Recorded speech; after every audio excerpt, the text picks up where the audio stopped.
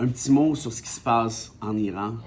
Outre le fait que Donald avait promis qu'il serait le président de la paix, là, disons que c'est assez mal parti son affaire, on s'en doutait, mais peu importe.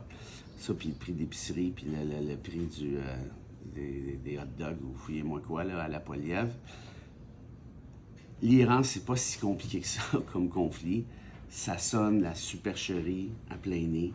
On sait qu'en 2015, il y a eu une entente entre Obama et l'Iran pour éviter que celui-ci accède d'une manière ou de l'autre à l'arme nucléaire.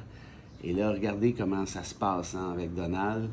Ça sonne vraiment Colin Powell, puis la petite poudre de perlimpinpin, là. Vous vous en souvenez de ça, là? Et là, on attaque. On demande d'évacuer l'Iran pour sauver les civils, blablabla. Bla, bla. Quelle espèce de frime épouvantable. Et là-dessus, qu'on se comprenne bien, si Netanyahou n'a pas l'appui de Trump, Netanyahou ne va pas lancer des roches en Iran. Et petite réflexion comme ça, si vous pensiez vraiment que l'Iran avait l'arme nucléaire, pensez-vous vraiment qu'il s'en serait pas servi après les premières frappes? Déjà en commençant. En d'autres termes, tout ce qui se passe avec le gouvernement d'Israël, et là je le répète, c'est pas un discours contre les Juifs, là, relaxé, c'est pas un discours antisémite, c'est un discours contre le gouvernement de Netanyahou. Le gouvernement de Netanyahou, c'est pas les Juifs, c'est le gouvernement de Netanyahou.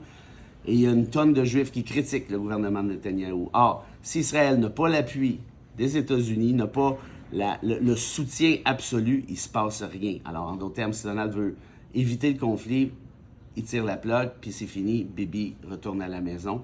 Idem d'ailleurs pour tout ce qui s'est passé à Gaza, c'est exactement le même genre de mécanique. Désolé. Now you do what they told you. Now you do what they told you.